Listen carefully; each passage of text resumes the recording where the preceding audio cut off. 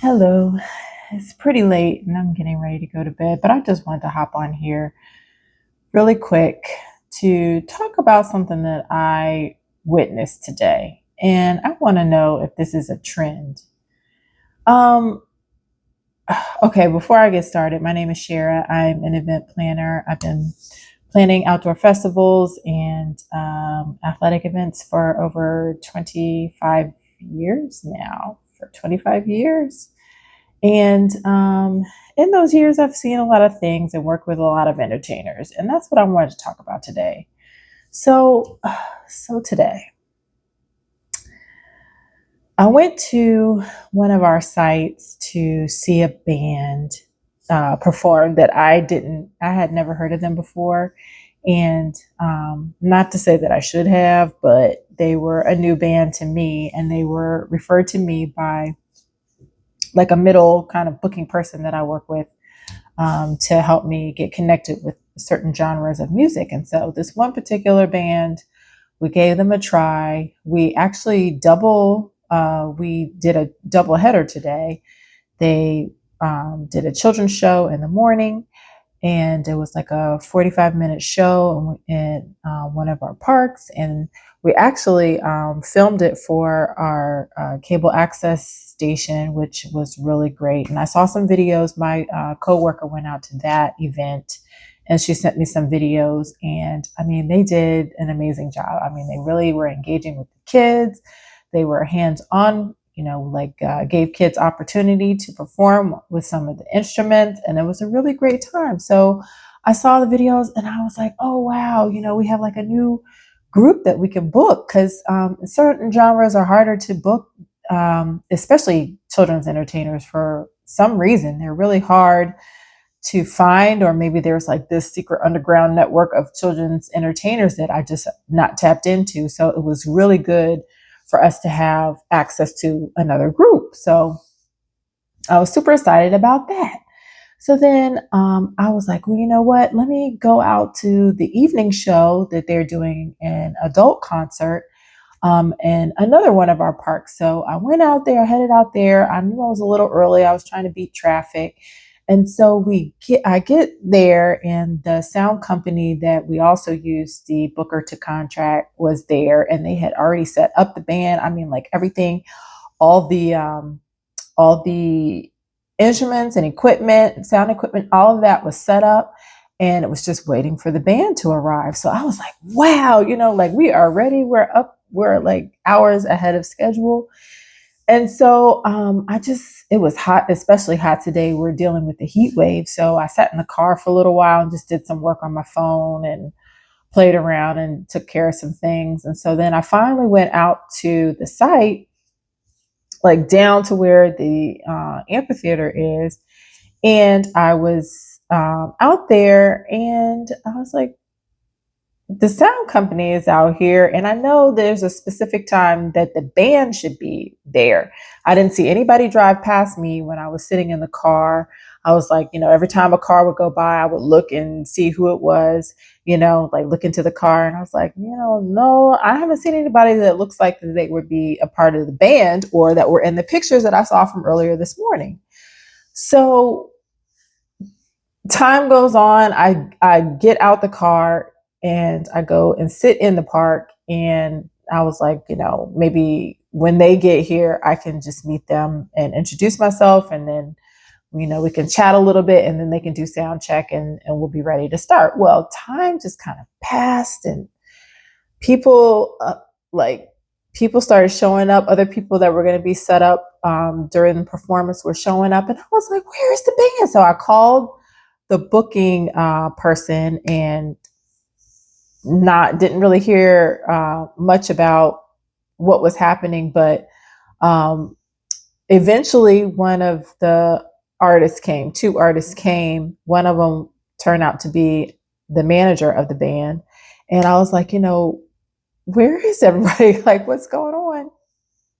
And so anyway, long story short, the band didn't get there. They had the time wrong by 30 minutes. They didn't get there fully until a half hour after the performance should have started.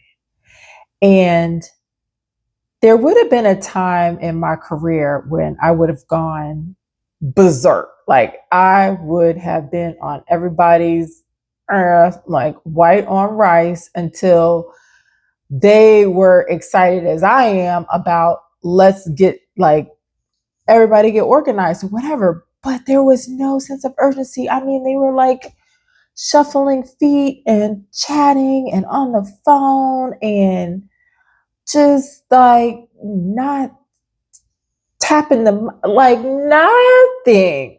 And and this is the second time that I have observed this season that artists have been like pit putting around and as if you're not getting paid to do a job. And I understand like artists are, you know, different and they're eccentric and, you know, they're on the spectrum of like humanity that doesn't want to be told what to do, or like aka Lauren Hill, I'm going to show up when I show up and everybody's just going to be waiting for me and you paid to come see me and you paid to deal with me being late and all of that. Like I understand that part of the artist's DNA, but there's also a part where you're being paid for a service and you should be a professional. And when you're not meeting that expectation, and or something goes wrong that's within your control, and even if it's not within your control, you could still act like it matters.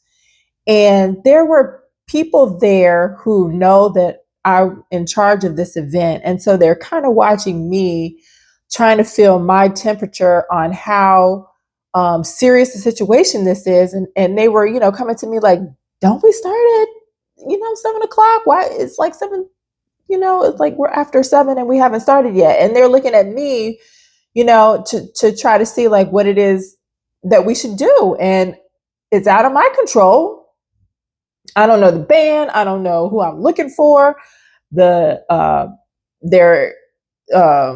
manager is not giving me eye contact. I'm working with my booking person who finally arrived, and there's no sense of urgency there. So I was just like I was very frustrated. But I just want to know, is there, I mean, are you, those of you that are in the event industry, are you experiencing this, or is this just me and the types of acts that I've perhaps have are booked this summer? And I mean, I am like an elephant. I don't forget anything. So this is logged and I don't make the same mistake twice when it comes with to a band. If you burn me, that's just, and you know, they asked for the opportunity and they pushed and was like, you know, we're not going to disappoint you. So says the booking person who I worked with, but they completely fumbled and they did not put their best foot forward. And I'm not impressed at all. And for those of you out there that deal with artists like this, do you give them another chance, or do you just mark, you know, scratch their name out and don't give them the time of day anymore? I want to know how you handle that, because I mean, there's a part of me that is like, I don't have to, you don't exist to me anymore. And I know that's bad because I don't really know where the breakdown in communication happened. I can't put my finger on it. I have a suspicion that I know what happened with the breakdown, but I don't have any proof of it. So if I decide that they're not coming back, is that like you know, am I being too strict? Like, what are your thoughts on that? And I'd like to know like what a best practice is for that, because what I've seen, I saw it today and I saw it last week, just with bands being kind of acting entitled and acting like they're running the show. And really, you're a guest, just like everyone else that's coming to a program that has taken a lot of hard work to put together. And when you just come and lollygag around and don't fulfill your end of the bargain, in my mind, that should affect your payment. That should affect how soon you get paid. That should affect what you get. That's almost like a breach of contract in my mind, because I have done my best to put forward a nice environment for you to be able to perform to your highest level. All the things that you've asked of me that we have contracted in the contract have been executed on my behalf. But here you come, you know, you don't want to do your sound check on time. You don't want to have all the band members there on time. You want to show up and then I have to ask you to perform longer. It just, that's not fair. It's not. So I just had to really vent. This is more of like a vent and to know if I'm not the only one experiencing this. And I would like to know how other people are handling in situations like this. Because this is like, we're at the beginning of the season. This is a 10-week season and this is already week 2. And here we go with people not respecting time and not respecting the program. And I don't really do well with that. So we'll see.